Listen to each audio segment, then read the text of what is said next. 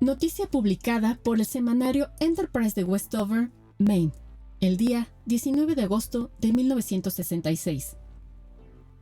Lluvia de piedras en Chamberlain. Fuentes fidedignas nos informan que el 17 del presente se produjo una lluvia de piedras en la calle Carlin, en circunstancias en que el cielo se presentaba totalmente despejado. Las piedras se precipitaron principalmente sobre el inmueble que habita Mrs. Margaret White. Causaron considerables daños en el tejado y estropearon 2 canalones y un tubo de desagüe.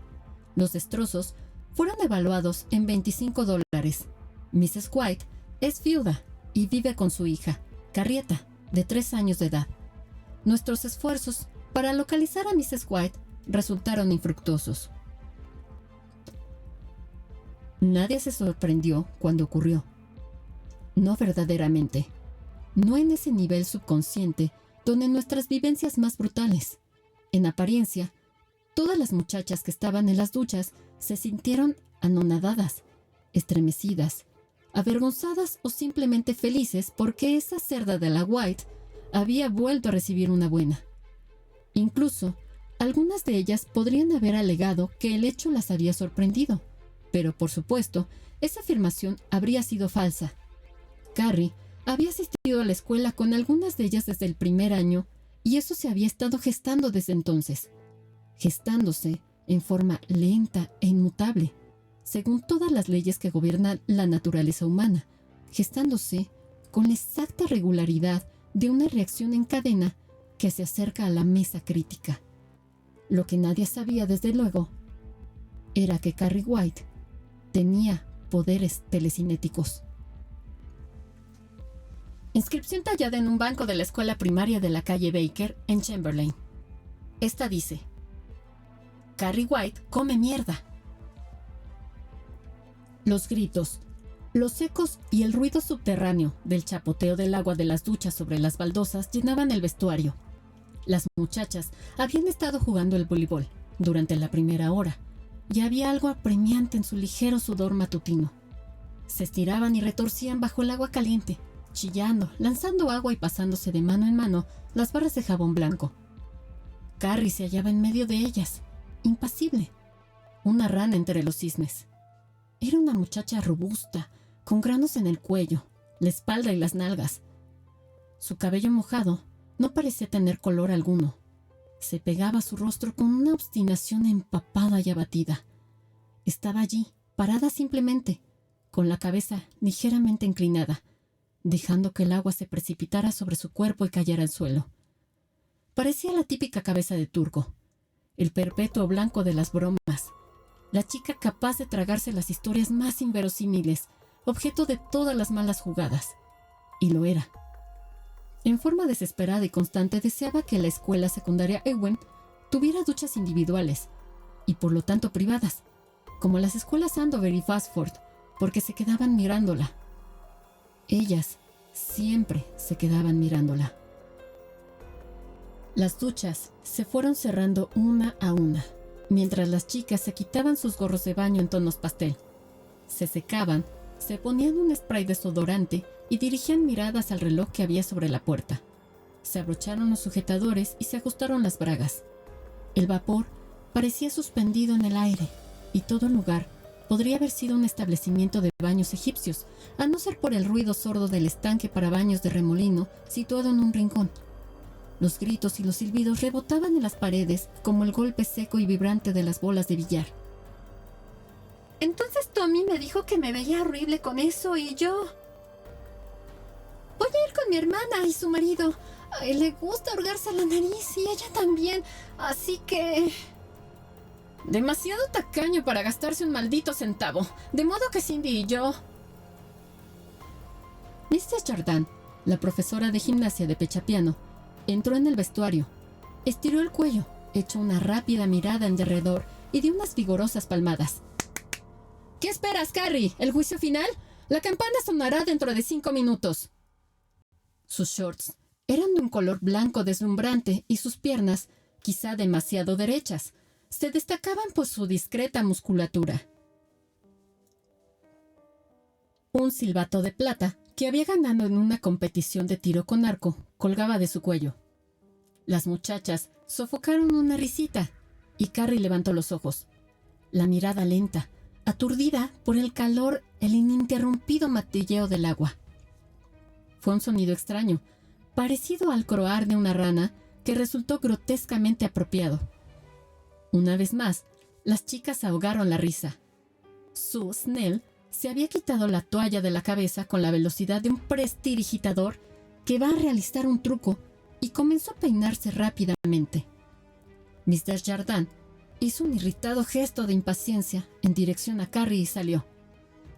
La muchacha cerró el grifo y la última ducha se extinguió con una gota y un gorgoteo. Antes de que diera el primer paso, nadie había visto la sangre que le corría por la pierna. Es indiscutible la falta de fenómenos concretos de telecinesia durante la infancia de Carrita White. Tiene su explicación en las conclusiones presentadas por White Stern en su ensayo Telecinesia, nuevo análisis de un extraño talento. Es decir, que la capacidad para mover objetos mediante el uso exclusivo de la voluntad solo se manifiesta en momentos de extrema tensión. Esta capacidad se encuentra, de hecho, perfectamente escondida. ¿De qué otra manera, si no, podría haber permanecido sumergida durante siglos, dejando al descubierto solamente la cima del iceberg en medio de un mar de charlatanería? Las pruebas de que disponemos son escasas y se basan en rumores, pero, aún así, bastan para señalar que Carrie White poseía un potencial telecinético de inmensa magnitud. Lo trágico de la situación es que no podemos dejar de pensar en toda la experimentación que habríamos llevado a cabo en su debido tiempo si... ¡Regla! Chris Hargensen lanzó el primer grito. Este fue estrellarse contra los azulejos de la pared. Rebotó y volvió a estrellarse. Sue Snell ahogó la risa en la nariz y sintió una extraña e incómoda mezcla de odio, repugnancia, exasperación y lástima. La chica tenía un aspecto tan idiota parada allí, sin saber lo que le estaba ocurriendo. ¡Santo Dios! Cualquiera pensaría que nunca... ¡Regla! Se estaba convirtiendo en una salmodia, en un conjuro. Alguien en el fondo, quizá Hargensen en otra, Sue no podía distinguirlo con precisión en esa selva de gritos. Chillaba con ronco desenfado. ¡Que se lo tape! ¡Regla, regla, regla! Aturdida, Carrie permanecía inmóvil en el centro del círculo que empezaba a formarse. Las gotas de agua se deslizaban por su cuerpo. Se quedó parada, como un buen paciente, sabiendo que la broma era a su costa, como siempre, muda y desconcertada, pero no sorprendida. Sue experimentó un asco creciente cuando las primeras oscuras gotas de la sangre de menstruación golpearon las baldosas del piso y formaron círculos del tamaño de una moneda. ¡Por el amor de Dios, Carrie! ¡Tienes el periodo!, gritó Sue. ¡Límpiate! ¿Ah? Lanzó una mirada bovina en derredor suyo. El pelo pegado a sus mejillas seguía una línea curva que le daba la forma de un casco. Tenía una erupción de acné en un hombro. A los 16 años, la huidiza marca de la persona que ha sido hondamente herida ya aparecía claramente en sus ojos. ¿Cree que se usan para el lápiz labial?, gritó de repente Ruth Grogan, con enigmático regocijo, y luego se echó a reír a carcajadas. Más tarde, Sue recordó la exclamación y la incorporó al cuadro total, pero en ese momento era solo otro sonido sin sentido en medio de la confusión. Tiene 16 años, pensaba. Tiene que saber lo que le está sucediendo. Más gotas de sangre. Carrie seguía parpadeando y mirando a sus compañeras con lenta perplejidad. Helen Shires se dio vuelta y simuló que iba a vomitar. ¡Está sangrando!, gritó de repente Sue furiosa. ¡Está sangrando, mamarracho estúpido! Carrie bajó la vista y se miró. Dio un alarido. El sonido se oyó con fuerza en el húmedo vestuario. De repente, un tampón la golpeó en el pecho y cayó a sus pies con un ruido sordo. Una mancha, como una flor roja, apareció en el algodón y se expandió. Entonces, La risa despectiva, horrorizada, asqueada, pareció alzarse y estallar para convertirse en algo horrible, punzante. Las chicas estaban bombardeándola con tampones y compresas higiénicas, algunos sacados de sus bolsos, otros de la estropada expendedora automática. Caían como nieve. La salmodia se convirtió en ¡que lo tape! ¡Que lo tape! ¡Que lo tape! ¡Que lo tape! Sue también los lanzaba y repetía la salmodia junto con los demás, sin saber muy bien qué estaba haciendo. Una frase mágica había acudido a su mente y resplandecía allí como un anuncio de neón. No haces daño a nadie. Realmente no haces daño a nadie. Las palabras todavía brillaban tranquilizadoras cuando repentinamente Carrie comenzó a aullar, mientras retorcía agitando los brazos, gruñendo e hipando. Las muchachas se detuvieron al darse cuenta de que finalmente había llegado a la fisión y la explosión. Fue en ese momento cuando, según sus recuerdos, algunas de ellas manifestaron su sorpresa.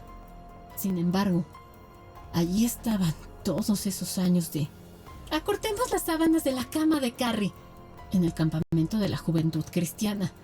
Y «Encontré esta carta de amor de Carrie para Flash Bobby Pickett. Hagamos copias y repartámoslas». Y «Escóndele las bragas en alguna parte». Y «Ponle esa culebra en el zapato». Y «Zambúllala otra vez, zambúllala otra vez». Todos esos años en que Carrie, siempre lenta y rezagada, participaba con obstinación en los paseos en bicicleta. Un año conocida como adefesio y al siguiente como mamarracho. Oliendo siempre a sudor. Incapaz de alcanzar a las demás.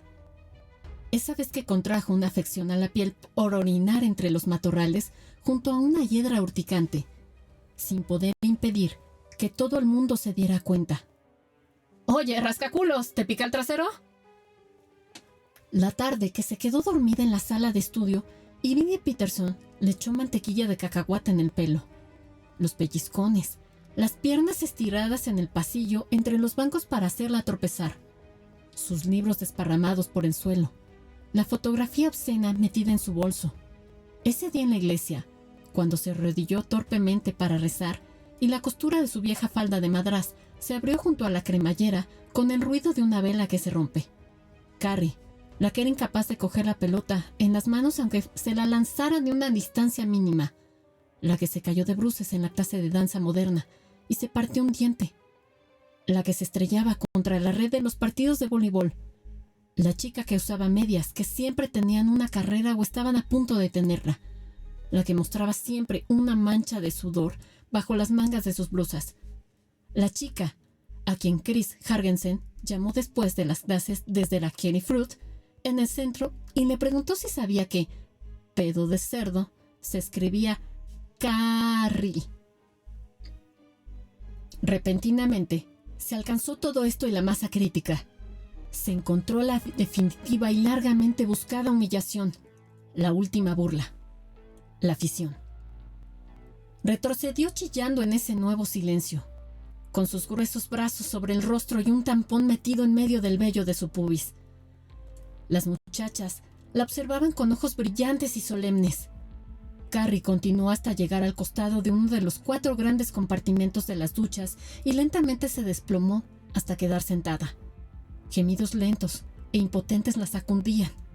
Sus ojos giraban mostrando su húmeda blancura, como los de un puerco en el matadero. «Creo que debe ser la primera vez que...» comenzó Sue, de manera lenta y vacilante. En ese momento, la puerta se abrió con un golpe rápido y terminante y Miss Desjardins penetró violentamente a ver qué ocurría. Los médicos y psicólogos que han escrito sobre este tema están de acuerdo con que esta tardía y traumática iniciación del ciclo menstrual puede muy bien haber sido el elemento desencadenante de su capacidad latente. Parece increíble que Carrie hubiese llegado hasta el año de 1979 sin saber nada del ciclo menstrual de la mujer madura. Casi tan nihil como que su madre le permitiera alcanzar casi los 17 años sin consultar a un ginecólogo a causa de que no menstruaba. Sin embargo, los hechos son incontrovertibles. Cuando Carrie White se dio cuenta de que sangraba por el conducto vaginal, no sabía qué estaba sucediendo. Ignoraba completamente todo el concepto de menstruación. Ruth Cogan, una de sus compañeras de curso que la sobrevivió, cuenta que un año antes de los sucesos, vio a Carrie White en un vestuario de la escuela Ewen emplear un tampón para quitarse el exceso de lápiz labial. En ese momento, Miss Cogan le preguntó: ¿Qué diablos estás haciendo? Carrie White replicó: ¿Qué tiene de malo? A Miss Cogan contestó entonces, liada por supuesto, Ruth Cogan contó esto a alguna de sus amigas. Más tarde manifestó en una entrevista que le hice personalmente que le había parecido como divertido. Y si en el futuro alguien intentó informar a Carrie del verdadero propósito de aquello que estaba usando para corregir su maquillaje, lo más probable es que descartaron la explicación, pensando que intentaban tomarles el pelo. Tenía una extrema cautela respecto de cualquier tema que se relacionara con el sexo. Cuando las muchachas hubieran desaparecido para asistir a su segunda hora de clase y la campana dejó de sonar, algunas de ellas se escabulleron silenciosamente por la puerta trasera, antes de que Miss Desjardins comenzara a anotar nombres. La profesora de gimnasia empleó la táctica normal en los casos de ataque de histeria. Le propinó una vigorosa bofetada en la cara. Difícilmente hubiese admitido el placer que esto le proporcionó, y ciertamente hubiese negado que consideraba a Carrie una bolsa de grasa, gorda y quejumbrosa. En su primer año de profesora, todavía creía que pensaba que todos los niños eran buenos. Carrie la miró con expresión estúpida. Su rostro deformado no dejaba de estremecerse. Miss ¡Levántate!, la interrumpió Miss Desjardins con frialdad. ¡Levántate y límpiate! ¡Me estoy desangrando!, chirrió Carrie. Una mano ciega se alzó a tientas, se aferró a los shorts blancos de la profesora y dejó una mancha de sangre.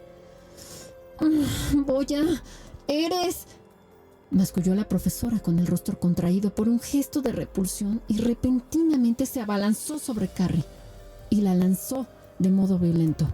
«¡Ponte de pie!». La muchacha se quedó allí, oscilando entre las duchas y el muro en el que estaba la máquina de paños higiénicos, encorvada sobre sí misma, con los pechos apuntando hacia el cielo y los brazos colgando flácidamente. Parecía un mono. Sus ojos brillaban sin expresión. «¡Vamos!», dijo Miss Desjardins con un tono silbante, agresivo. «Coge uno de esos paños». No te preocupes por las monedas. De todos modos está estropeada. Coge uno y... ¡Ay, maldita sea! ¡Vamos, hazlo, estúpida! Parece como si nunca en tu vida hubieses tenido una regla. ¿Regla? Su expresión, de total incredulidad, era demasiado auténtica. Estaba demasiado llena de estúpido y desesperado horror, como para ser ignorada o rechazada. Una idea negra y terrible se formó en la mente de Rita Desjardins. Resultaba increíble. No podía ser. Ella había tenido su primera menstruación poco después de cumplir 11 años y se había acercado a la escalera para gritar a su madre llena de excitación. «¡Oye, mamá! ¡Ya manché el paño!». «¿Carrie?», dijo y avanzó hacia la muchacha. «¿Carrie?». La chica retrocedió asustada. En ese mismo momento, una repisa sobre la que se amontonaban los bates para jugar softball se precipitó al suelo con un gran estruendo que resonó por el vestuario. Rodaron en todas las direcciones y Rita Desjardins no pudo evitar un sobresalto. «¡Carrie, por favor! ¿Es la primera vez que tienes la regla?». Pero ahora que la idea había penetrado en su mente, realmente no necesitaba preguntar. La sangre tenía un color oscuro y fluía con una terrible densidad. Las piernas de Carrie estaban manchadas como si hubiese vadeado un río de sangre. «Me duele», gimió Carrie. «El estómago me...». «Se te pasará», dijo Miss Desjardins. En su mente, la lástima y la vergüenza de sí misma se mezclaron con inquietud. «Tienes que... detener el flujo de la sangre. Tienes que...». Se produjo un brillante relampagueo sobre su cabeza, seguido por lo que pareció una ligera detonación mientras la bombilla crepitaba y se apagaba. Miss Desjardins dio un grito de sorpresa y pensó: todo este maldito lugar se está viniendo abajo. Que parecía que ese tipo de cosas siempre ocurrían cerca de Carrie cuando estaba alterada, como si la mala suerte siguiera obstinándose sus pasos. La idea desapareció con tanta rapidez como había llegado. Cogió uno de los paños higiénicos de la máquina y lo desenvolvió. «Mira», me dijo, «tienes que hacerlo así.